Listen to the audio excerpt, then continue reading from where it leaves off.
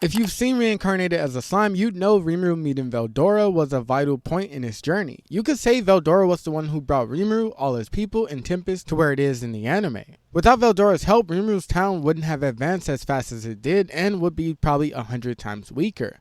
Veldora also taught him how to see and even named him. Rimuru could have learned and received all these things except one eventually, with this one being the name Veldora gave him. Names are very important to monsters because when they're first born, they don't have a name. Normally when a monster receives a name, if there is enough magicules given, they evolve, as seen with the goblins, ogres, and every race that lives in Tempest. But as a slime, he doesn't have a normal evolution. He would have to become a demon lord or something of that caliber to evolve, so the name didn't help him evolve but rather grew his power, which ended up making him way stronger in an instant, which aided in helping him clear all the monsters in the cave. Rather than eating Veldora, he stored him in a dimension that is his stomach, so he never received Veldora's power. This means almost everything you've seen in the anime has been from Rimuru's power alone, but occasionally he would siphon off magicules from Veldora when he needed them, such as to name his whole town. He could siphon them in the first place because Veldora was always leaking magicules, and with the help of Great Sage, he could take the perfect amount to not be affected by the dense magicules that Veldora was leaking. He was leaking them due to no one telling him how to control them. The constantly leaked magicules did boost the rate Rimuru got stronger, but Veldora's magicules are so dense, so Rimuru eating Veldora and taking them all in once might have killed him.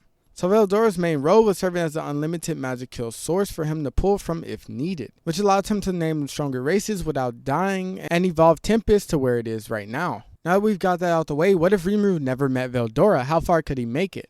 In the cave arc, you could say Rimuru might have taken way longer to get out. This is due to many reasons, but Veldora taught him magic sense which allowed him to see. Before, he could only sense things around him in poor quality. Obviously, he could ask Great Sage if there was a way he could see and could have been taught the skill, but Veldora also gave him a free starter pack that made him stronger quicker.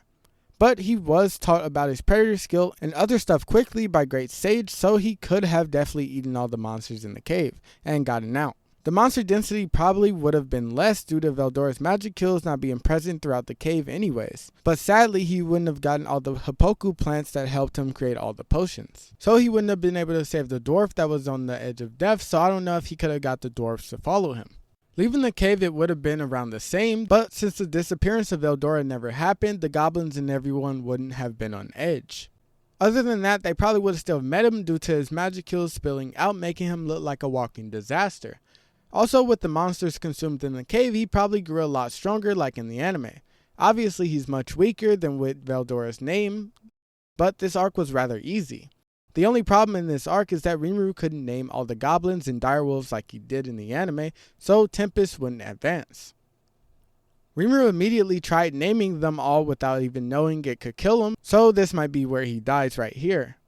Great Sage would have probably informed him of it, knowing that he didn't have Veldora's magicals as a backup, but if you notice in the anime, Rimuru was put to sleep after naming them. Normally when you name a monster, it takes your magicals depending on how strong the monster is.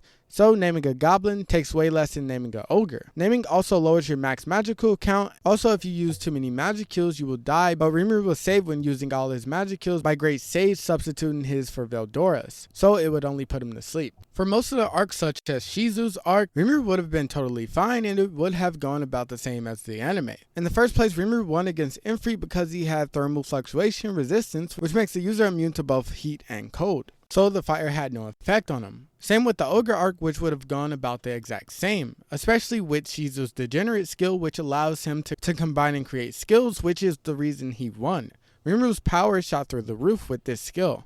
In my opinion, he could have still beat the Orc Lord, but it would have been a much bigger struggle due to most of his subordinates not being evolved. The Kijin played a big role in clearing out the ads, but Rimuru could have still gotten through and won.